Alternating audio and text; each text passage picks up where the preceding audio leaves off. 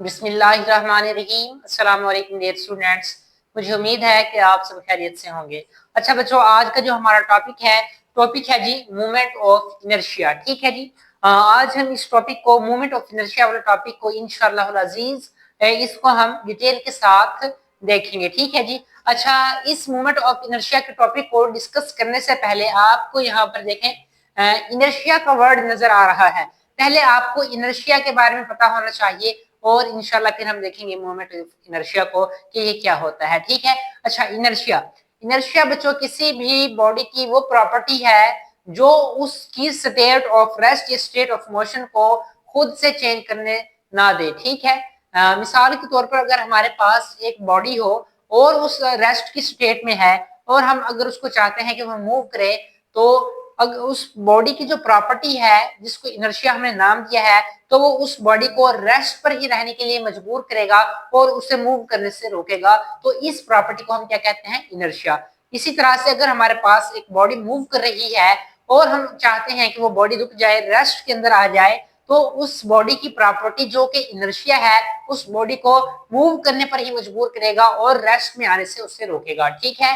इसको हमने क्या नाम दिया? इसको हम इनर्शिया कहते हैं। ठीक हो गया।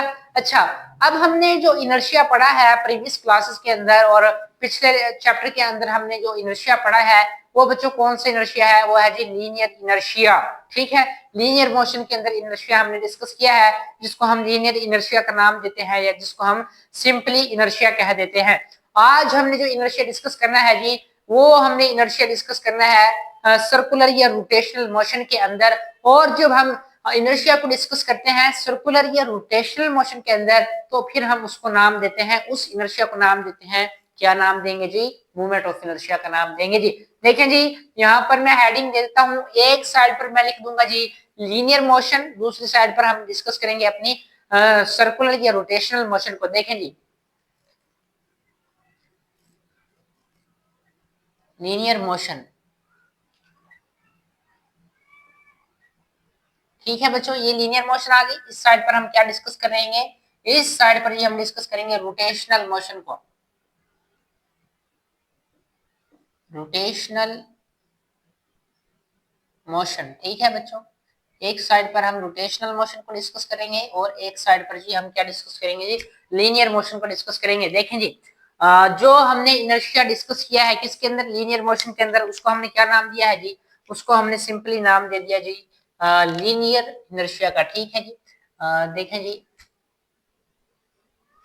सबसे पहले इनर्शिया जो है लीनियर मोशन के अंदर बनने वाला इनर्शिया, उसको हम क्या नाम देते हैं? उसको जी हम नाम देते हैं लीनियर इनर्शिया का। ठीक है। लीनियर इनर्शिया, लीनियर इनर्शिया का नाम देते हैं उसको हम। ठीक हो गया बच्चों। और जो इनर्शिया हमारे पास किसके अंदर बनेगा? रोटेशनल मोशन के अंदर। उसको हम क्या नाम देंगे? उसको हम नाम देंगे मूवमेंट ऑफ इनर्शिया का नाम, मूवमेंट ऑफ इनर्शिया का नाम देंगे उसको हम। ठीक हो गया बच्चों। ये हमारे पास ये दोनों मोशंस के अंदर इनर्शिया आ गए। ठीक है। अच्छा, अब हम देखते हैं, सपोज करते हैं हमारे पास एक बॉडी है। सपोज करते हैं जी ये हमारे पास एक बॉडी है, ये देखें जी ये बॉडी है और इसका जो मास है वो m है, मास m है और ये रेस्ट की स्टेट में मौजूद है। ठीक है बच्चों, ये बॉडी है, रेस्ट की स्टेट में मौजूद है और इसका मास m है। हम इसे मूव करवाना चाहते हैं। ठीक है। देखें जी, मूव करवाने के लिए इसके ऊपर हम क्या करेंगे जी? इसके ऊपर हम फोर्स अप्लाई करेंगे। ठीक है, ये देखें, इसके ऊपर फोर्स अप्लाई जब हम करेंगे तो ये बॉडी ऐसे मूव करते करते यहाँ पर आ जाएगी। ठीक है। ठीक है, ये ऐसे बॉडी मूव करते करते यहाँ से यहाँ पर आ गई जब हमने इसके ऊपर फोर्स अप्लाई की। ठीक है। अच्छा, अब हमारे पास ना हम अगली एक और बॉडी देखते हैं जिसका मास m है। ठीक है। इस बार इस बॉडी का देखें जी ये मास क्या है? ज्यादा है। यहाँ पर मास कम था, यहाँ पर इस बॉडी का मास जो है ज्यादा है, रेस्ट की स्टेट में है। फिर से हम इसके ऊपर फोर्स लगाएंगे, इसको मूव करने की कोशिश करेंगे। देखें जी, हमने इसके ऊपर फिर से क्या किया? फिर से इसके ऊपर एक फोर्स अप्लाई की। ठीक है, फोर्स अप्लाई की और ये बॉडी मूव करते करते यहाँ से यहाँ पर इस तरह आ गया। ठीक है। अब देखें, अब आप मुझे बताएं, हमारे पास ये दो बॉडी है, दोनों का मास m है। इस बॉडी का मास जो है वो कम है जबकि इस बॉडी का मास जो है वो ज्यादा है। अब आप मुझे ये बताएं कि किस बॉडी को मूव करना ज्यादा मुश्किल होगा? तो आपका आंसर ये होगा कि जिस बॉडी का मास ज्यादा होगा उस बॉडी को मूव करवाना मुश्किल होगा, जबकि जिस बॉडी का मास कम है उसको मूव करवाना ज्यादा आसान होगा। ठीक है, यानी कि जिस यहाँ से हम ये कह सकते हैं कि जिस बॉडी को मूव करवाने के लिए ज्यादा फोर्स हमें चाहिए, उस बॉडी का जो इनर्शिया होगा वो ज्यादा होगा। ठीक है, यानी कि जिस बॉडी का मास ज्यादा, उसको मूव करवाने के लिए फोर्स भी ज्यादा, और जब फोर्स ज्यादा लगेगी तो उसका मूवमेंट ऑफ इनर्शिया या इनर्शिया भी ज्यादा होगा। ठीक है, यहाँ से हमें क्या बात मालूम हुई, यहाँ से हमें ये बात मालूम हुई कि जो हमारे पास इनर्शिया है वो डायरेक्टली प्रोपोर्शनल है। किसके डायरेक्टली प्रोपोर्शनल है जी? मास के डायरेक्टली प्रोपोर्शनल है, यानी कि जितना ज्यादा मास उतना ज्यादा उसको मूव करवाने के लिए फोर्स लगेगी, और जितनी ज्यादा फोर्स लगेगी उतना ही ज्यादा हमारे पास इनर्शिया होगा। ठीक है, ये हमने क्या किया है, जब हमने इस बॉडी के ऊपर फोर्स लगाई है तो इसने किस तरह की मोशन की है? लीनियर मोशन की है, यानी कि ये कौन सा इनर्शिया है जी? ये लीनियर इनर्शिया है। ठीक है जी। अच्छा, अब हम डिस्कस करते हैं किसको? अब हम डिस्कस करते हैं रोटेशनल मोशन के अंदर बनने वाले इनर्शिया को, जिसको हमने क्या नाम दिया? जिसको हमने नाम दिया है जी मूवमेंट ऑफ इनर्शिया का। देखें जी, हम सपोज करते हैं कि हमारे पास दो टायर हैं, दो टायर्स हैं, सपोज करते हैं। देखें जी, ये मेरे पास ना दो टायर्स हैं, ये देखें, एक टायर मेरे पास ये आ गया, दूसरा टायर मेरे पास ये आ गया। ठीक है, आपने ना ये देखें, ये इन दोनों टायर का जो साइज है वो सेम, आपने सेम साइज के दो टायर लेने हैं। सपोज कर लें कि इन दोनों टायर का जो साइज है वो सेम है। साइज के सेम होने से मुराद क्या है? साइज के सेम होने से मुराद ये कि बच्चों इनका सेंटर से जो सरकमफेरेंस तक का डिस्टेंस है, यानी कि जो रेडियस है इन दोनों टायर का वो सेम है। सपोज कर लें कि इस टायर का जो रेडियस है वो 4 मीटर है, 4 मीटर रेडियस है इस टायर का, और इस टायर का रेडियस भी आप सपोज कर लें कि कितना है? 4 मीटर इस टायर का रेडियस है, यानी कि इन दोनों टायर्स का जो रेडियस है वो सेम है। लेकिन यहाँ पर डिफरेंस किस चीज में आएगा? आपने ना इसका जो मैस है वो कंसीडर कर लेना है जी, इसका मैस है जी 4 केजी। ऊपर वाले टायर का मैस कितना है जी? 4 केजी। लेकिन इस टायर का मैस कितना होगा? इस टायर का आप मैस कंसीडर कर लें 6 केजी, 6 केजी। ठीक है, देखें यहाँ पर इन दोनों सर्कल का जो साइज है वो सेम है, लेकिन इन दोनों टायर का जो मैस है वो डिफरेंट है। अब आप मुझे ये बताएं कि अगर हमने इस टायर को, इन दोनों टायर में, इन दोनों टायर को रोटेट करवाना हो तो किस टायर को रोटेट करवाना ज्यादा आसान होगा? मुझे ये बताएं। अब आपका आंसर ये होगा कि जिस टायर का जो मैस है वो कम होगा उस टायर को रोटेट करवाना हमारे पास आसान होगा। देखिए जी, इस टायर को आपने क्या करवाना है? इस टायर को हमने रोटेट करवाना है, तो रोटेट कौन सा टायर आसानी से होगा? वो टायर आसानी से रोटेट होगा जिसका मैस क्या होगा? कम होगा। जिसका मैस ज्यादा होगा उसको रोटेट करवाना मुश्किल होगा। उसको रोटेट करवाने के लिए बच्चों क्या हमें चाहिए? ज्यादा फोर्स चाहिए, और जिसको रोटेट करवाने के लिए ज्यादा फोर्स चाहिए उसका मूवमेंट ऑफ इनर्शिया भी ज्यादा होगा। ठीक है, जिसको रोटेट करवाने के लिए कम फोर्स लगेगी उसका मूवमेंट ऑफ इनर्शिया भी कम, और जिसको हमें हमारे पास फोर्स ज्यादा लगेगी रोटेट करवाने के लिए उसका मूवमेंट ऑफ इनर्शिया भी ज्यादा होगा, और जिसका मैस ज्यादा होगा उसे मूव करवाने के लिए फोर्स भी ज्यादा और मूवमेंट ऑफ इनर्शिया भी ज्यादा होगा। तो यहाँ से हमें क्या बात मालूम हुई? यहाँ से बात हमें ये मालूम हुई कि जो मूवमेंट ऑफ इनर्शिया है वो भी डायरेक्टली प्रोपोर्शनल है, किसके? मैस के डायरेक्टली प्रोपोर्शनल है। ठीक है, यहाँ पर मैं लिख देता हूं कि मूवमेंट ऑफ इनर्शिया भी क्या है? डायरेक्टली प्रोपोर्शनल है बच्चों, किसके?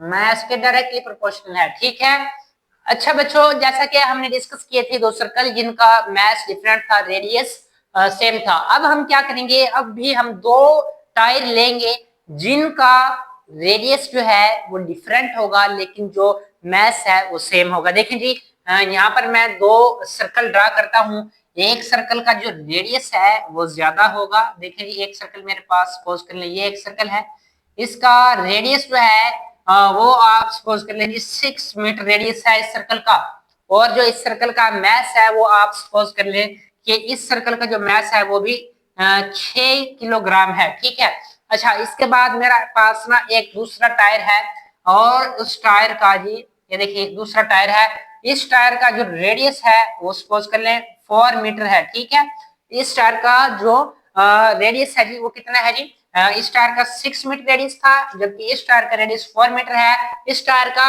मास हमारे पास 6 किलोग्राम था, लेकिन इस टायर का मास भी 6 किलोग्राम ही है, ठीक है। यानी कि इन दोनों टायर का अब मास जो है वो सेम है, लेकिन जो रेडियस है वो डिफरेंट है। अब आप मुझे बताएं कि इन दोनों टायर को अगर हम मूव करवाना चाहें तो कौन सा टायर आसानी से मूव करेगा? तो आंसर ये होगा कि जो टायर हमारे पास छोटा होगा, यानी कि जिसका रेडियस छोटा होगा, उस टायर को मूव करवाना आसान होगा। जिस टायर का रेडियस ज्यादा होगा, उस टायर को मूव करवाना भी हमारे पास क्या होगा? मुश्किल होगा। उस टायर को मूव करवाने के लिए ज्यादा फोर्स लगानी पड़ेगी और उसका मोमेंट ऑफ इनर्शिया ज्यादा होगा। यानी कि यहाँ से हमें क्या बात मालूम हुई? जो मोमेंट ऑफ इनर्शिया है वो डायरेक्टली प्रोपोर्शनल है किसके? रेडियस के स्क्वायर के डायरेक्टली प्रोपोर्शनल है। इससे पहले हमने क्या कहा था? इससे पहले हमने ये कहा था कि जो मोमेंट ऑफ इनर्शिया है वो डायरेक्टली प्रोपोर्शनल है मास के। यहाँ से यानी कि हमें दो बातें मालूम हुई। कौन कौन सी दो बातें मालूम हुई? एक बात हमने ये कहा था कि जो मोमेंट ऑफ इनर्शिया है यानी कि वो डायरेक्टली प्रोपोर्शनल है किसके? मास के। एक बात ये कही थी। और अब हमने ये देखा ये है कि जिस टायर का रेडियस ज्यादा है उसको मूव करवाने के लिए फोर्स भी ज्यादा लगेगी और उसका मूवमेंट ऑफ इनर्शिया भी ज्यादा होगा। यानी कि यहाँ से हमें ये मालूम हुआ है कि जिस टायर का हमारे पास रेडियस ज्यादा है उसका मोमेंट ऑफ इनर्शिया भी ज्यादा है। यानी कि moment of inertia directly proportional है रेडियस के स्क्वायर के। ठीक है, ये दो बातें हमने मालूम की है। ठीक है। अच्छा बच्चों, अब हमारे पास जो मोमेंट ऑफ इनर्शिया का जब फार्मूला आता है ना, वो फार्मूला हमारे पास आता है जी, फार्मूला हमारे पास आता है आई बराबर है जी एम आर स्क्वायर के। ये हमारे पास फार्मूला आता है किसका? मोमेंट ऑफ इनर्शिया का। इसकी डेरिवेशन हम अभी थोड़ी देर में करेंगे, लेकिन उससे पहले हम ये देखते हैं कि हम लीनियर मोशन के अंदर जो हमने क्वांटिटीज डिस्कस की हैं उनको हम किन अल्फाबेट से रिप्रेजेंट करते हैं, और एंगुलर मोशन या रोटेशनल मोशन के अंदर जो हमने क्वांटिटीज डिस्कस की हैं उनको किन अल्फाबेट से रिप्रेजेंट करते हैं। देखें जी, सबसे पहले हम देख लेते हैं कि हमने लीनियर मोशन के अंदर डिस्प्लेसमेंट को रिप्रेजेंट किया था किसके साथ? कैपिटल एस के साथ लीनियर डिस्प्लेसमेंट को। एंगुलर डिस्प्लेसमेंट को जी हमने रिप्रेजेंट किया था किसके साथ? थीटा के साथ रिप्रेजेंट किया है। अच्छा, वेलोसिटी को हमने लीनियर वेलोसिटी को v के साथ रिप्रेजेंट किया है। इसी तरह से हमने जो एंगुलर वेलोसिटी है उसको ओमेगा के साथ रिप्रेजेंट किया है। ठीक है। अच्छा, यहाँ पर जो हमने एक्सेलरेशन डिस्कस किया है वो लीनियर एक्सेलरेशन है, ए से रिप्रेजेंट किया है। यहाँ पर जो एक्सेलरेशन है वो एंगुलर एक्सेलरेशन है, जिसको हमने किससे रिप्रेजेंट किया है? अल्फा से रिप्रेजेंट किया है। अच्छा बच्चों, लीनियर मोशन के अंदर हम क्या करते हैं? जो फोर्स होती है उसको रिप्रेजेंट करते हैं कैपिटल एफ के साथ। फोर्स, लीनियर मोशन के अंदर फोर्स होती है हमारे पास, इसको कैपिटल एफ के साथ हम रिप्रेजेंट करते हैं। ठीक है बच्चों। और हमारे पास जो होती है एंगुलर या रोटेशनल मोशन जो होती है उसके अंदर हमारे पास फोर्स की जगह जो फोर्स का काम करती है सर्कुलर मोशन या रोटेशनल मोशन के अंदर वो होती है जो टार्क। टार्क का काम जो है टार्क काम करती है, वही काम करता है यहाँ पर टार्क सर्कुलर मोशन के अंदर जो यहाँ पर लीनियर मोशन के अंदर फोर्स काम करती है। ठीक है। यानी कि लीनियर मोशन के अंदर जो काम फोर्स करती है वो सर्कुलर या रोटेशनल मोशन के अंदर वही काम टार्क करता है। ठीक है। यहाँ से हमने ये बातें सीख ली।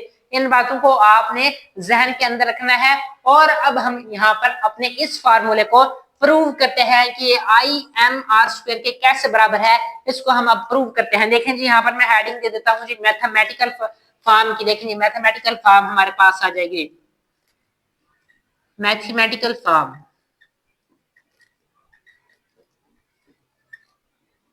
मैथमेटिकल फॉर्म हम प्रूव करते हैं कि हमारे पास ये जो फार्मूला आया है आई बराबर है एम आर स्क्वायर, ये किस तरह से हमारे पास आया है। देखें जी, यहाँ पर मैं लिखता हूँ according to Newton second law, Newton के सेकंड लॉ के मुताबिक, according to Newton second law, according to Newton second law, Newton second law, Newton के दूसरे कानून के मुताबिक हमारे पास न्यूटन का सेकंड लॉ क्या है? देखें जी, न्यूटन का सेकंड लॉ जो है वो क्या है? न्यूटन का सेकंड लॉ है जी एफ बराबर है किसके? एम ए के। ये हमारे पास न्यूटन का सेकंड लॉ है। अब देखें, जब मैंने ना आपको लेक्चर पढ़ाया था कौन सा, relationship between linear and angular quantities, तो मैंने उसके अंदर एक आपको रिलेशन पढ़ाया था। और वो रिलेशन बच्चों क्या था? वो रिलेशन हमारे पास जो था ना वो रिलेशन मैंने आपको पढ़ाया था कि हमारे पास जो लीनियर एक्सेलरेशन होता है ए, वो हमारे पास बराबर होता है किसके, आर अल्फा के। ये मैंने आपको रिलेशन पढ़ाया था। अगर आपने मेरा वो लेक्चर नहीं देखा तो मैं सजेस्ट करूंगा कि वो लेक्चर देखें, तभी आपको समझ आएगी कि ये रिलेशन कैसे आया था। ठीक है, ये रिलेशन मैंने आपको पढ़ाया था कि ए किसके बराबर है, यानी कि लीनियर एक्सेलरेशन किसके बराबर होता है, ये लीनियर एक्सेलरेशन बराबर होता है आर अल्फा के। अच्छा, अब देखें यहाँ पर देखें, ये हमारे पास क्या है, लीनियर एक्सेलरेशन, यानी कि ए है, ये ए है। अच्छा, इस लीनियर एक्सेलरेशन की जगह हम अपना ये इसकी वैल्यू पुट कर देंगे आर अल्फा। लीनियर एक्सेलरेशन की जगह हम क्या पुट कर देंगे जी, आर अल्फा। देखें यहाँ पर मैं पुट कर दूंगा, यहाँ पर मैं लिख भी देता हूँ कि हमारे पास ये लीनियर एक्सेलरेशन है, ये किसके बराबर है, ये बराबर है जी आर अल्फा के। ठीक है, ये मैंने रिलेशन आपको पढ़ाया भी हुआ है। ठीक है, यहाँ पर हम पुट कर देते हैं, देखें एफ बराबर है एन इंटू क्या आ जाएगा जी, आर अल्फा, ये हमारे पास आ गया। ठीक है, अब हम क्या करेंगे, अब हम दोनों साइड करना रेडियस से मल्टीप्लाई कर देंगे। यहाँ पर मैं लिखता हूँ multiplying both side by radius, multiplying R on both side, यानी कि हम रेडियस को दोनों साइड्स पर क्या करेंगे, मल्टीप्लाई कर देंगे। ठीक है, अच्छा मल्टीप्लाई करेंगे तो देखें क्या आएगा, यहाँ पर आर आ जाएगा, आर क्रॉस एफ बराबर आ जाएगा जी किसके, M R alpha into R. ठीक है, ये हमारे पास आ जाएगा। देखिए, अच्छा आर क्रॉस एफ किसके बराबर होता है, जैसा कि आप जानते हैं कि आर क्रॉस एफ हमारे पास किसके बराबर होता है, ये बराबर होता है टॉर्क के। ठीक है, ये टॉर्क का फार्मूला है आर क्रॉस एफ। ठीक है, यहाँ पर मैं लिख भी देता हूँ कि हमारे पास ये जो आर क्रॉस एफ आया है, ये किसके बराबर है जी, ये टॉर्क के बराबर है। ठीक है, ये टॉर्क के बराबर है, ये हम पढ़ चुके हैं। अच्छा, ये टॉर्क के बराबर आ जाएगा। आगे हमारे पास देखिए, ये जब आर इसके साथ मल्टीप्लाई होगा तो क्या बनेगा, देखिए ये आ जाएगा जी M R square into alpha, ये हमारे पास आ गया। ठीक है, ये फार्मूला आ गया हमारे पास किसका, मोमेंट ऑफ इनर्शिया का। अच्छा, अब देखें ये जो इस फार्मूले के अंदर ये जो एम आर स्क्वायर आया है ना, ये एम आर स्क्वायर, ये हमारे पास क्या कहलाता है, ये हमारे पास कहलाता है मोमेंट ऑफ इनर्शिया। आपकी बुक के अंदर ये लाइन किस तरह से लिखी हुई है कि the quantity M R square is called moment of inertia and it is represented by capital I. यानी कि ये जो हमारे पास क्वांटिटी आई है ना एम आर स्क्वायर, इसको हम क्या कहते हैं, इसको हम कहते हैं मोमेंट ऑफ इनर्शिया, और इसको रिप्रेजेंट किससे करते हैं, कैपिटल आई के साथ। और यही हमने प्रूव करना था। देखें जी, ये एम आर स्क्वायर हमारे पास ये आ गया, और इसको किससे रिप्रेजेंट किया है, कैपिटल आई से, और ये हमारे पास क्या कहलाता है, ये हमारे पास मोमेंट ऑफ इनर्शिया कहलाता है। तो हम इस एम आर स्क्वायर की जगह क्या लिख देंगे, अब हम इस एम आर स्क्वायर की जगह लिख देंगे जी कैपिटल आई। ये टार्क किसके बराबर आ जाएगा जी, ये कैपिटल आई अल्फा के बराबर आ जाएगा। देखिए ये टार्क हमारे पास किसके बराबर आया, और टार्क बराबर आ गया जी कैपिटल आई अल्फा। ठीक है, अच्छा ये हमारे पास क्या आ गया, फार्मूला आ गया किसका, मोमेंट ऑफ इनर्शिया का। अच्छा, यहाँ पर ना एक बहुत ही अहम कॉन्सेप्ट है, और वो कॉन्सेप्ट ये है कि अब आप यहाँ देखें, हमारे पास यहाँ पर मैं आपको समझाता हूँ कि हमारे पास जो न्यूटन का सेकंड लॉ है उसको लिखे। यहाँ पर देखें, न्यूटन का सेकंड लॉ क्या है, न्यूटन का सेकंड लॉ है जी F बराबर है एम ए, और जो हमने यहाँ पर फार्मूला देखा है टार्क का, वो क्या है जी, टार्क हमारे पास किसके बराबर आया है, टार्क हमारे पास बराबर है जी एम आर स्क्वायर अल्फा के। ये देखें एम आर स्क्वायर अल्फा के, ये टार्क का हमने फार्मूला देखा है। ठीक है, अच्छा अब ये देखें कि हमारे पास ये फोर्स थी, फोर्स यहाँ पर फोर्स किससे रिप्लेस होगी, टार्क से रिप्लेस होगी। ठीक है, यहाँ पर देखिए ये फोर्स किससे रिप्लेस होगी, टार्क से रिप्लेस होगी। देखिए जैसे कि मैंने बताया था कि लीनियर मोशन के अंदर हमारे पास क्या आती है, फोर्स, और रोटेशन मोशन के अंदर क्या आ गया, टार्क। देखें ये फोर्स आ गई, ये टार्क आ गया। अच्छा, अब ये देखिए कि यहाँ पर लीनियर मोशन के अंदर न्यूटन का सेकंड लॉ की जगह जो एक्सेलरेशन था वो कौन सा एक्सेलरेशन था, लीनियर एक्सेलरेशन था। देखें ये लीनियर एक्सेलरेशन था। हम कौन सी मोशन डिस्कस कर रहे थे, रोटेशनल मोशन। तो यहाँ पर हमारे पास अल्फा की जगह क्या, लीनियर एक्सेलरेशन की जगह क्या आ गया, एंगुलर एक्सेलरेशन आ गया, जिसको हमने किसके साथ रिप्रेजेंट किया है जी, अल्फा के साथ रिप्रेजेंट किया है। और यहाँ पर देखें, यहाँ पर जो ये मास है ये किससे रिप्लेस हो गया है, जो लीनियर मोशन के अंदर बच्चों मास था वो एंगुलर मोशन के अंदर हमारे पास किससे रिप्लेस हो गया है, इस एम आर स्क्वायर से, यानी कि मोमेंट ऑफ इनर्शिया से रिप्लेस हो गया है। यानी कि जो हमारे पास लीनियर मोशन के अंदर जो काम मास हमारे पास करता है, वही काम हमारे पास एंगुलर मोशन के अंदर कौन करता है, वही काम मोमेंट ऑफ इनर्शिया करता है। और बच्चों ये देखें, ये बिल्कुल इस न्यूटन सेकंड लॉ जो लीनियर मोशन के अंदर था, अब वो न्यूटन का सेकंड लॉ किसके अंदर बन गया है, किसके अंदर बन गया है जी, रोटेशनल मोशन के अंदर हमने ये न्यूटन का सेकंड लॉ बना लिया है। और ये क्वेश्चन आपकी एक्सरसाइज में भी दिया है, बुक की एक्सरसाइज में दिया हुआ है ये क्वेश्चन कि explain the Newton second law of motion in term of rotational motion के रोटेशनल मोशन की टर्म में आप न्यूटन का सेकंड लॉ बताएं क्या है। तो ये हमारे पास जो है न्यूटन का सेकंड लॉ है किसके अंदर, लीनियर मोशन के अंदर, और ये न्यूटन का सेकंड लॉ है किसके अंदर, रोटेशनल मोशन के अंदर। ये बहुत अहम कॉन्सेप्ट था जो मैंने आपको समझाया है, ठीक है। एफ टॉर्क से रिप्लेस हो गया, एम एम आर स्क्वायर यानी कि मोमेंट ऑफ इनर्शिया से रिप्लेस हो गया, और लीनियर एक्सेलरेशन एंगुलर एक्सेलरेशन से रिप्लेस हो गया, ठीक है बच्चों। अच्छा बच्चों, अब हम ना डिफरेंट ऑब्जेक्ट्स देखते हैं, स्पेसिफिक ऑब्जेक्ट्स हैं, और हम देखते हैं उनका मोमेंट ऑफ इनर्शिया हम किस तरह से कैलकुलेट करेंगे, ठीक है। मोमेंट ऑफ इनर्शिया जैसे कि मैंने यहाँ पर आपको बताया था कि जो मोमेंट ऑफ इनर्शिया है वो किसके डायरेक्टली प्रोपोर्शनल है। यहाँ पर जैसा कि मैंने बताया है आपको, मोमेंट ऑफ इनर्शिया एक तो मास के डायरेक्टली प्रोपोर्शनल है, और दूसरा डायरेक्टली प्रोपोर्शनल है रेडियस के स्क्वायर के। अब हम देखते हैं कि जो डायरेक्टली प्रोपोर्शनल है, moment of inertia directly proportional है रेडियस के स्क्वायर के। अब हम देखते हैं कि किस तरह से डायरेक्टली प्रोपोर्शनल है, ठीक है। अब हम कुछ स्पेसिफिक ऑब्जेक्ट्स लेते हैं और उनका मोमेंट ऑफ इनर्शिया कैलकुलेट करते हैं, और देखते हैं कि हमारे पास किस तरह से उनका मोमेंट ऑफ इनर्शिया आएगा। देखें जी, अब मैं ना दो ऑब्जेक्ट्स लेता हूँ। सपोज करते हैं कि मैंने ना एक ये ले ली, ये हमारे पास एक ऑब्जेक्ट आ गया, इसको मैं क्या देता हूँ, ये मेरे पास ना रिंग है, रिंग यानी कि अंगूठी है, या इसका दूसरा नाम होता है जी हुप, ठीक है। ये रिंग या हुप है। और यहाँ पर मैं दूसरा ऑब्जेक्ट ले लेता हूँ जी, ये मेरे पास आ गया जी, इसको मैं कह देता हूँ ये डिस्क है, डिस्क, या इसको नाम दे देते हैं सिलेंडर का, ठीक है, सिलेंडर। ये डिस्क है या सिलेंडर है, ठीक है बच्चों। अच्छा, अब आप जानते हैं कि जो रिंग होती है वो दरमियान में से खाली होती है, उसका जितना भी वजन होता है, जितना भी मैस होता है, वो कहाँ होता है, वो उसके सरकमफेरेंस के ऊपर होता है। यानी कि इसका जितना भी मैस होता है ना, वो सरकमफेरेंस के ऊपर होता है। इस तरह से सरकमफेरेंस के ऊपर इसका सारा मैस होता है, दरमियान में से ये खाली होती है। सपोज कर लें ये हमारे पास इसका सेंटर है इस रिंग का, और ये सेंटर से इसका जो रेडियस है, रेडियस सपोज कर लें ये 4 मीटर है, ठीक है। 4 मीटर रेडियस है इस रिंग का, और इसका जितना भी मैस है वो कहाँ पर डिस्ट्रीब्यूट हुआ है, वो इसके सरकमफेरेंस पे डिस्ट्रीब्यूट हुआ है। सपोज कर लेते हैं कि इसका मैस हमारे पास है 4 केजी, ठीक है, 4 केजी इसका मैस है। अच्छा, अब हम इसके मैस को ना डिफरेंट पार्ट में डिवाइड कर लेते हैं। सपोज करते हैं हमारे पास ना इसका हमारा पास तो ये है, ये 1 किलोग्राम मैस यहाँ पर इसका डिस्ट्रीब्यूट हुआ है, 1 किलोग्राम यहाँ पर है जी, और इसी तरह से ये 1 किलोग्राम यहाँ है, और फिर ये 1 किलोग्राम यहाँ पर है, ठीक है। इसको हमने ना मुख्तलिफ पार्ट के अंदर हमने डिवाइड कर लिया, यानी कि 1 किलोग्राम यहाँ, 1 किलोग्राम ये, 1 किलोग्राम ये, 1 किलोग्राम ये, टोटल 4 किलोग्राम इसका ये मैस हो गया। और इसका रेडियस कितना है, 4 मीटर इसका रेडियस है, ठीक है। अच्छा, ये तो हमारे पास हो गया जी रिंग का, ठीक है, रिंग का।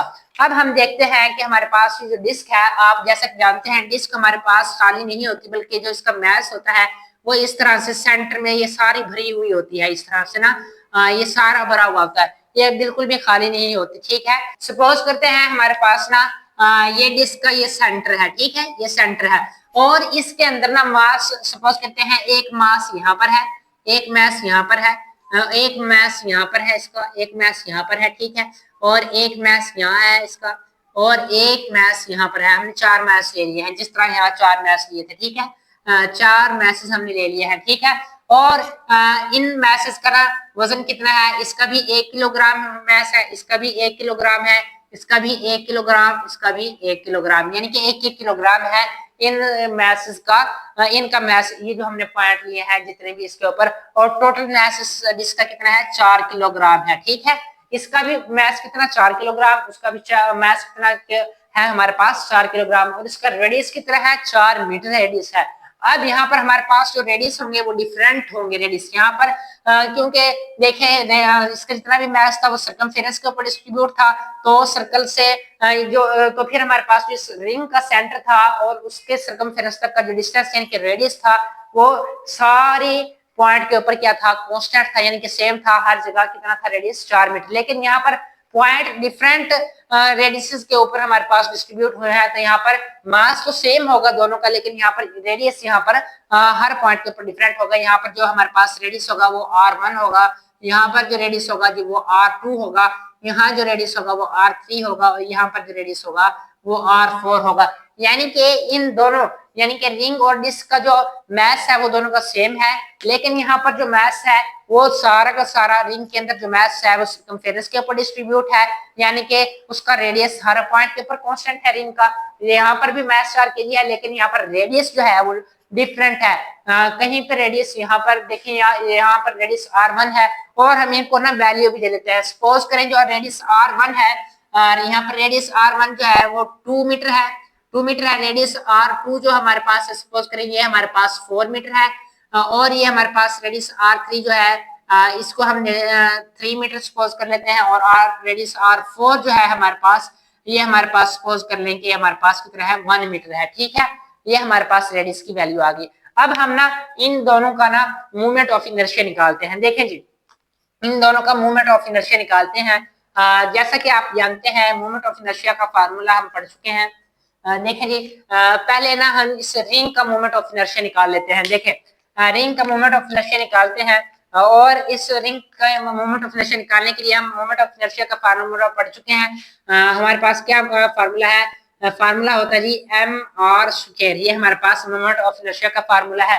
अब ना हम इन सारे मैसेज को जमा कर लेंगे और फिर मूवमेंट ऑफ इनर्शिया निकालेंगे। देखें जी, अब इस पॉइंट का, पहले पॉइंट का हम देखें निकाल लेंगे, क्योंकि यहाँ पर मैस भी सेम है और रेडियस भी सेम है, तो हम यहाँ पर सिंपल लिख देंगे mr²। अगर यहाँ पर रेडियस भी डिफरेंट होता है और मास भी डिफरेंट होता है तो हम यहाँ लिख लेते हैं m1r1²। ठीक है, क्योंकि यहाँ मैस भी सारे पॉइंट के ऊपर 1 kg सारों पर सेम है, और रेडियस भी हर पॉइंट पे सेम है, यानी कि 4 मीटर है। तो यहाँ पर हम क्या लिखेंगे? सिंपली mr² लिखेंगे। और फिर यहाँ पर ये एक में इस 1 किलोग्राम के लिए ये हो गया। अब दूसरे किलोग्राम के लिए हमारे पास फिर से आ जाएगा mr², और तीसरे पॉइंट के लिए भी हमारे पास आ जाएगा जी mr², और चौथे पॉइंट के लिए भी हमारे पास आ जाएगा जी mr²। यानी कि 1 किलोग्राम के लिए ये आ गया, फिर इस 1 किलोग्राम के लिए ये आ गया, फिर इस 1 किलोग्राम के लिए ये आ गया, और फिर इस 1 किलोग्राम के लिए ये हमारे पास मोमेंट ऑफ इनर्शिया आ गया। ठीक है, अच्छा अब इनके अंदर वैल्यू पुट करते हैं। देखिए, मोमेंट ऑफ इनर्शिया हमारे पास किसके बराबर आएगा? मास कितना है? मास हमारे पास है जी 1 किलोग्राम मास है, और हमारे पास रेडियस कितना है? रेडियस है जी 4 मीटर रेडियस है। इसका स्क्वायर है तो हम स्क्वायर ले लेंगे सिंपली। यहाँ पर फिर से मास 1 किलोग्राम है, रेडियस 4 मीटर है, उसका स्क्वायर आ गया। यहाँ पर मास फिर से 1 किलोग्राम और रेडियस 4 मीटर, इसका स्क्वायर फिर से। यहाँ पर फिर मास 1 किलोग्राम और रेडियस 4 मीटर, इसका स्क्वायर। देखें अब हमारे पास मोमेंट ऑफ इनर्शिया क्या आएगा? ये एक वैसे ही आ जाएगा, और 4 का स्क्वायर कितना होता है जी? 16 होता है। ठीक है, यहाँ पर फिर ये एक वैसे आ जाएगा, 4 का स्क्वायर 16 जमा 1, फिर 4 का स्क्वायर 16 जमा 1 जमा फिर 4 का स्क्वायर 16। अब देखें इनको मल्टीप्लाई करेंगे, 16 को 1 से मल्टीप्लाई करेंगे, ये 16 आ जाएगा, ये भी 16 और ये भी 16 और ये भी 16 आ जाएगा। जब हम इन सारे पॉइंट्स का बच्चों मोमेंट ऑफ इनर्शिया कैलकुलेट करेंगे, इसका मोमेंट ऑफ इनर्शिया भी, इसका भी, तो हमारे पास टोटल कितना आ जाएगा? टोटल हमारे पास आ जाएगा जी 64 किलोग्राम मीटर स्क्वायर। ये हमारे पास क्या आ जाएगा जी? रिंग के मोमेंट ऑफ इनर्शिया आ जाएगा। रिंग पर जितने भी पॉइंट पर जितना भी मास था उसका टोटल मोमेंट ऑफ इनर्शिया हमारे पास कितना है? 64 किलोग्राम मीटर स्क्वायर। ठीक है, अब हम इसका मोमेंट ऑफ इनर्शिया कैलकुलेट करते हैं इसका। ये हमने किसका मोमेंट ऑफ इनर्शिया कैलकुलेट किया है? ये हमने रिंग का कैलकुलेट किया है। अब हम किसका करेंगे जी? अब हम डिस्क का मोमेंट ऑफ इनर्शिया कैलकुलेट करते हैं, डिस्क का। ठीक है बच्चों, इसका भी हम देखें। अब हम इसका जानते हैं फार्मूला। हमारे पास क्या फार्मूला होता है? आई बराबर है जी, आई किसके बराबर होता है? आई हमारे पास जी बराबर होता है mr² के। ठीक है, ये हमने फार्मूला पढ़ा है। अब देखें यहाँ पर भी मास तो सेम है, हर मास का हर पॉइंट के ऊपर जो मास है वो कितना है? 1 किलोग्राम है। यहाँ पर देखिए, यहाँ पर 1 किलोग्राम है, यहाँ पर भी 1 किलोग्राम, यहाँ पर भी 1 किलोग्राम और यहाँ पर भी 1 किलोग्राम। यानी कि यहाँ पर जो हमारे पास डिस्क है उसके ऊपर जितने भी पॉइंट हैं उनका सबका मास सेम है, 1-1 किलोग्राम है। लेकिन जितने भी हमारे पास रेडियस है वो रेडियस डिफरेंट है। यानी कि हम यहाँ पर लिखेंगे कि हमारे पास मास तो सेम है लेकिन रेडियस मुख्तलिफ है। यहाँ पर हम लिखेंगे फिर आई बराबर है mr1² प्लस mr2 का स्क्वायर, r2 उसका स्क्वायर, फिर हम लिखेंगे r3 स्क्वायर और प्लस फिर हम लिखेंगे जी mr4 स्क्वायर। यानी कि देखें m यहाँ पर हमने सिंपल m लिखा है, यानी कि मास सबका सेम है 1-1 किलोग्राम, लेकिन रेडियस हर पॉइंट का डिफरेंट है, तो उनके साथ हमने क्या लिख दिया 1, 2, 3 और 4। ठीक है। अच्छा, अब इसके अंदर वैल्यू पुट करें तो हम देखें हमारे पास क्या आंसर आएगा। मास कितना है 1 किलोग्राम और रेडियस 1 हमारे पास कितना है जी 2 मीटर है। यहाँ पर हम लिखेंगे जी 2 का स्क्वायर प्लस मास पे से 1 है हमारे पास 1 किलोग्राम और रेडियस 2 कितना है हमारे पास, रेडियस 2 है जी 4। इसको हम देखेंगे 4 आ गया, इसका स्क्वायर आ गया प्लस अब देखें मास कितना है, फिर से 1 किलोग्राम है। r3 रेडियस कितना है जी, रेडियस 3 मीटर है जी, 3 मीटर है जी, इसका स्क्वायर आ जाएगा हमारे पास, इस 3 का स्क्वायर आ जाएगा जी। ठीक है, इस 3 का स्क्वायर आ जाएगा। फिर आगे हमारे पास मास कितना है, मास 1 है और रेडियस हमारे पास कितना है 1 मीटर है, तो इसका भी हमारे पास स्क्वायर आ जाएगा। अब जब हम इनको कैलकुलेट करेंगे देखें ये एक वैसे 2 का स्क्वायर कितना आ जाएगा जी 4 प्लस ये एक वैसे 4 का स्क्वायर आ जाएगा जी 16 प्लस ये एक वैसे 3 का स्क्वायर आ जाएगा जी 9 प्लस एक वैसे और इसका एक का स्क्वायर एक ही आएगा। ठीक है, अब हमारे पास मोमेंट ऑफ इनर्शिया आएगा वो कितना आएगा, देखिए 4 प्लस 16 प्लस 9 प्लस 1। ठीक है, तो हमारा 8 जमा 16, 4 जमा 16 20 और ये 9 जमा 1 10, यानी कि 20 जमा 10 हमारे पास टोटल इसका कितना आ जाएगा, रिंग का जो टोटल इनर्शिया हमारे पास आया है वो आया है जी 30 किलोग्राम, 30 किलोग्राम मीटर स्क्वायर। अब देखें हमारे पास ये टोटल मोमेंट ऑफ इनर्शिया कितना आया है 30 किलोग्राम मीटर स्क्वायर, यानी कि हमारे पास जो डिस्क का मोमेंट ऑफ इनर्शिया आया है वो 30 किलोग्राम मीटर स्क्वायर आया है और जो रिंग का मोमेंट ऑफ इनर्शिया आया है वो 64 किलोग्राम मीटर पर स्क्वायर आया है।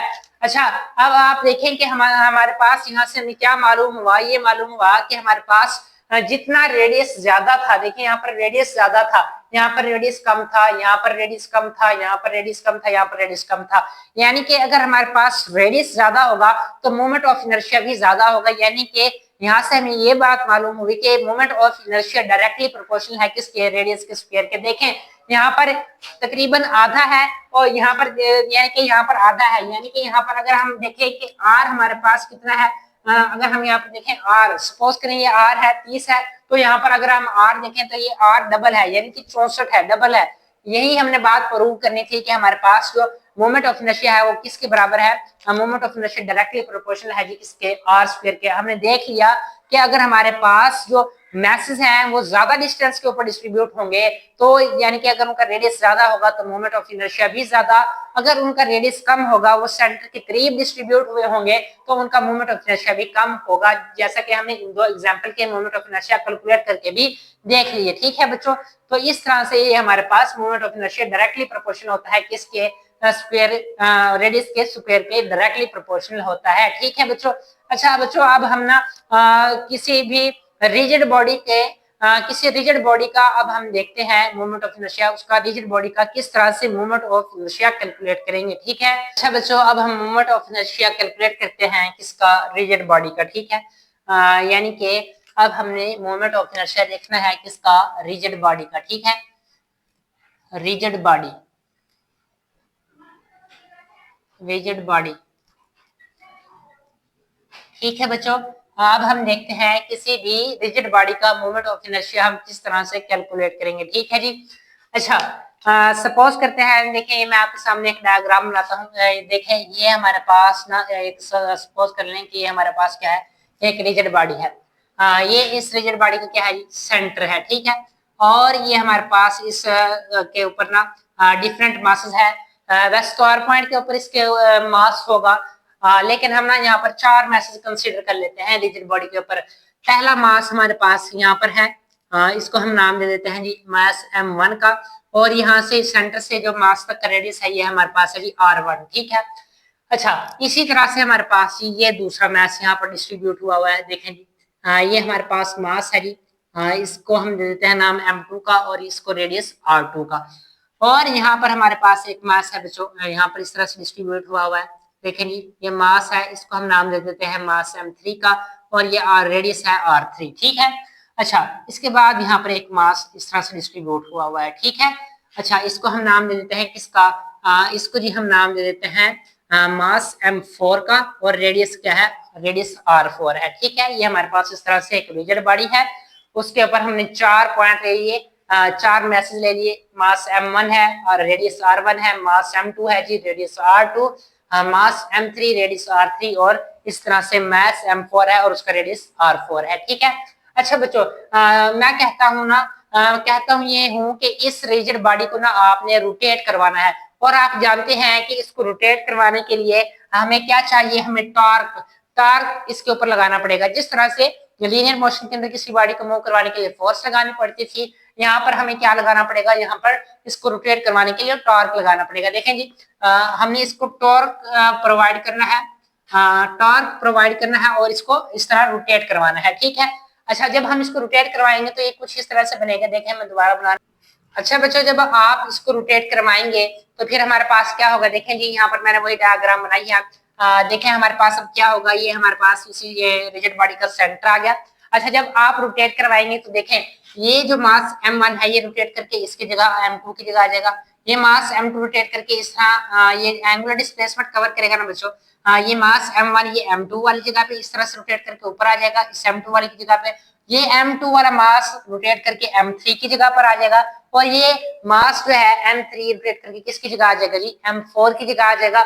और इस तरह से ये मास m4 रोटेट करके फिर किसकी जगह आ जाएगा, m1 की जगह आ जाएगा। यानी कि इन मासेस के दरमियान जब हमने इसको मूव करवाया, एंगुलर डिस्प्लेसमेंट कवर किया इस रिजिड बॉडी ने, तो इनके अंदर जो मासेस थे उन्होंने जो एंगुलर डिस्प्लेसमेंट कवर किया, हर मास ने सेम एंगुलर डिस्प्लेसमेंट कवर किया, और हर मास की जो फिर एंगुलर वेलोसिटी थी वो भी सेम थी। इसी तरह से उन मासेस के अंदर प्रोड्यूस होने वाला एंगुलर एक्सेलरेशन अल्फा वो भी सेम था। यानी कि इसने जितना एंगुलर डिस्प्लेसमेंट कवर किया इस मास m1 ने, उतना ही इस m2 मास ने एंगुलर डिस्प्लेसमेंट कवर किया। इसी तरह से m3 ने भी उतना ही एंगुलर डिस्प्लेसमेंट कवर किया, और m4 ने भी उतना ही एंगुलर डिस्प्लेसमेंट कवर किया जितना m3 ने किया। यानी कि हर मास ने सेम एंगुलर डिस्प्लेसमेंट कवर किया, सेम एंगुलर वेलोसिटी के साथ मूव किया, और सेम उनके अंदर एंगुलर एक्सेलरेशन प्रोड्यूस हुआ। ठीक है। देखें जी, हमारे पास क्या था, इस तरह से हमारे पास ये मास m1 था। अब ये रोटेट करके ना सपोज करते हैं ये यहाँ पर चले गया। ठीक है। यानी कि जब हमने इसको रोटेट करवाया, इस तरह से रोटेट करवाया, तो इसने जब इसको टार्क दिया और इसने रोटेट किया थीटा के साथ, तो ये मास m1 अब यहाँ चले गया है, इस मास m2 वाली जगह पर ये मास m1 आ गया है, और ये रेडियस r1। अच्छा, अब यहाँ पर देखें, यहाँ पर हमारे पास क्या आएगा, यहाँ पर हमारे पास देखें ये है ऐसे करके ना, यहाँ पर पहले तो m3 मास था ना, यहाँ पर m3 मास था, लेकिन अब जब हमने रोटेट करवाया इस मास m3 की जगह अब क्या आ गया, अब मास m2 आ गया और रेडियस r2 आ गया।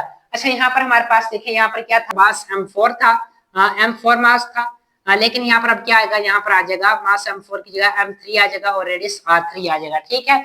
और यहाँ पर हमारे पास क्या था, यहाँ पर हमारे पास था मास m1 था, यहाँ पर मास m1 की जगह हमारे पास क्या आ जाएगा, मास m4 आ जाएगा। ठीक है, मास m4 और रेडियस r4। ठीक है। इस तरह से हमने रोटेट करवाया, तो इन मास ने अपना एंगुलर डिस्प्लेसमेंट कवर किया, और ये हमारे पास रोटेशन के बाद ये हमारे पास डायग्राम बनी। ये रोटेशन के पहले थी और ये रोटेट होने के बाद हमारे पास ये डायग्राम आ गई। ठीक है। अच्छा, अब हम इस रिजिड बॉडी का मोमेंट ऑफ इनर्शिया कैलकुलेट करते हैं। ठीक है। आप जानते हैं कि हमारे पास हमने फार्मूला ड्राइव किया था मोमेंट ऑफ इनर्शिया का, क्या बराबर था जी, mr² अल्फा के। ये हम फार्मूला पढ़ चुके हैं। ठीक है। अब देखें कि यहाँ पर मास भी डिफरेंट है हर पॉइंट के ऊपर, और उनका रेडियस भी डिफरेंट है। तो इस फार्मूले को फिर हम किस तरह से लिखेंगे, इस फार्मूले को हम लिखेंगे जी, टार्क बराबर आ जाएगा जी m1r1² alpha plus m2r2² alpha plus m3r3² alpha plus m4r4² alpha. ठीक है। अब देखें कि मैंने मासेस के साथ 1 2 3 4 लिखा है, इस तरह से रेडियस के साथ भी 1 2 3 4 लिखा है, लेकिन मैंने अल्फा जो है उसके साथ 1 2 3 4 नहीं लिखा। क्यों नहीं लिखा, क्योंकि मैंने आपको बताया था कि जितने भी इस रिजिड बॉडी के अंदर मास हैं उन्होंने सेम क्या किया है, सेम एंगुलर डिस्प्लेसमेंट कवर किया है, सेम एंगुलर वेलोसिटी के साथ मूव किया है, और सेम एंगुलर एक्सेलरेशन उनके अंदर प्रोड्यूस किया है। तो इन मैसेज का जो एक्सेलरेशन प्रोड्यूस हुआ है वो क्या है, वो सेम है। ये मैंने आपको पहले बताया था। ठीक है। अच्छा, अब क्या होगा हमारे पास, अब देखिए आगे क्या होगा, ये टार्क हमारे पास बराबर आ जाएगा जी m1r1² plus m2r2² plus m3r3² plus m4 R4 square, और बाहर हम क्या करेंगे, बाहर ये जो अल्फा है इसको हम कॉमन ले लेंगे, अल्फा हमारे पास कॉमन आ जाएगा, ठीक है। अच्छा अच्छा बच्चों, अब हमारे पास क्या आएगा, अब हमारे पास ये जो टार्क है ना, ये जो जितने भी हमारे पास ये यहाँ पर पॉइंट थे जिनका मास और रेडियस था, ये इन सारे मासेस को ना हम अब समीशन की फॉर्म के अंदर लिख देंगे। इनको हम किस तरह से लिखेंगे, हम लिखेंगे टार्क बराबर है जी सिग्मा से हम लिखेंगे इनको, यानी कि हमारे पास है यही, इस सिग्मा का मतलब समेशन के अंदर लिखने का मतलब यही है, लेकिन यहाँ पर हमारे पास ज्यादा स्पेस ले रहा है, तो हम इसको शॉर्ट फॉर्म के अंदर समीशन वाली फॉर्म के अंदर लिखेंगे, और इसको हम इस तरह से लिखेंगे कि सिग्मा बराबर है आई हमारे पास बराबर है 1 से 4 तक, और यहाँ पर आ जाएगा जी MI/RI स्क्वायर, और बाहर क्या आ जाएगा जी अल्फा, यानी कि इसका मतलब भी यही है, लेकिन इसको हमने शॉर्ट फॉर्म के अंदर यानी कि समीशन वाली फॉर्म के अंदर इस सारी वैल्यू को इस फॉर्म के अंदर लिख दिया है, ठीक है। अच्छा बच्चों, अब हमारे पास क्या आएगा, लेकिन जी टार्क हमारे पास किसके बराबर आएगा, ये हमारे पास किसके बराबर है MI/RI स्क्वायर, ये हमारे पास किसके बराबर होता है, ये हमारे पास ये बराबर होता है किसके, मोमेंट ऑफ इनर्शिया के, और इसकी जगह हम क्या लिख सकते हैं, इसकी जगह हम लिख सकते हैं कैपिटल आई लिख सकते हैं। यहाँ पर हमारे पास फिर आ जाएगा जी कैपिटल आई, और ये अल्फा वैसे का वैसे ही आ जाएगा, तो ये हमारे पास क्या आ जाएगा, ये हमारे पास आ जाएगा मोमेंट ऑफ इनर्शिया किसका, एक रिजिड बॉडी का मोमेंट ऑफ इनर्शिया हम इस फार्मूले से कैलकुलेट करेंगे, ठीक है। अच्छा अब हम देखते हैं कि ये मोमेंट ऑफ इनर्शिया है, आया कि ये स्केलर क्वांटिटी है या वेक्टर क्वांटिटी है, उसका यूनिट क्या होता है। देखिए जी, हमने मोमेंट ऑफ इनर्शिया का फार्मूला पढ़ा है, फार्मूला क्या है जी, आई बराबर है जी MR स्क्वायर के, ठीक है। ये हमने मोमेंट ऑफ इनर्शिया का क्या किया है जी, फार्मूला पढ़ा है। अब देखिए हमारे पास ये एम है, ये मास है, मास मास एक स्केलर क्वांटिटी है। इस तरह से ये रेडियस है, रेडियस क्या होती है, लेंथ है, यानी कि लेंथ भी हमारे पास क्या है, स्केलर क्वांटिटी है। तो ये हमारे पास जो मोमेंट ऑफ इनर्शिया है, ये फिर क्या होगी, ये टोटल हमारे पास होगी जी स्केलर क्वांटिटी। ये आपसे एमसीक्यूज में पूछा जा सकता है कि हमारे पास जो ये है क्या है, मोमेंट ऑफ इनर्शिया, ये क्या है, स्केलर क्वांटिटी। अच्छा अब इसका यूनिट देखें, इसका जो यूनिट आएगा जी, देखें मास का हमारे पास यूनिट होता है जी किलोग्राम, और ये रेडियस, रेडियस क्या है, लेंथ, लेंथ का स्क्वायर है, यानी कि यहाँ पर आ जाएगा जी मीटर स्क्वायर। तो हमारे पास ये इसका क्या आ गया जी, ये हमारे पास इसका यूनिट आ गया, ठीक है, यूनिट। ये हमारे पास जो मोमेंट ऑफ इनर्शिया है स्केलर क्वांटिटी है, उसका यूनिट क्या है, वो है किलोग्राम मीटर स्क्वायर, ठीक है। अच्छा अब आपकी बुक के अंदर ना साइड इंफॉर्मेशन के अंदर कुछ ऑब्जेक्ट्स हैं और उनका मोमेंट ऑफ इनर्शिया दिया गया है। सबसे पहले ना आपकी बुक के अंदर एक रॉड दिया गया है, ठीक है, रॉड, इस तरह से एक रॉड दिया गया है, रॉड, ये एक रॉड दिया गया है, और इसका मोमेंट ऑफ इनर्शिया बताया गया है, और इसका जो एक्सिस है, एक्सिस ऑफ रोटेशन है, वो सेंटर में दिया गया हुआ है, ये पॉइंट ए है और ये ए डैश है, ठीक है। और आपकी बुक में लिखा हुआ है कि इनका जो एक्सिस ऑफ रोटेशन है वो कहाँ है, ए और ए डैश के है, ए और ए डैश के ऊपर इनका एक्सिस ऑफ रोटेशन है। अच्छा इस रॉड का जो बच्चों क्या है मोमेंट ऑफ इनर्शिया, उसकी वैल्यू उन्होंने कैलकुलेट करके दी है, और वो कितना है, आई बराबर है जी बटा 12 ML स्क्वायर। ये हमारे पास किसका मोमेंट ऑफ इनर्शिया है जी, ये इस रॉड का मोमेंट ऑफ इनर्शिया है। अच्छा इसके बाद उन्होंने दिया हुआ है जी, हमारे पास एक रिंग है जो हमने डिस्कस की थी रिंग, उसका मोमेंट ऑफ इनर्शिया दिया हुआ है। इस तरह से हमारे पास एक रिंग दी हुई है, ये हमारे पास क्या था, ये रॉड था, और ये हमारे पास क्या है जी, ये रिंग है, रिंग, इसका मोमेंट ऑफ इनर्शिया उन्होंने दिया हुआ है, इसका मोमेंट ऑफ इनर्शिया होता है MR स्क्वायर, ठीक है। ये रिंग का मोमेंट ऑफ इनर्शिया है, ठीक है।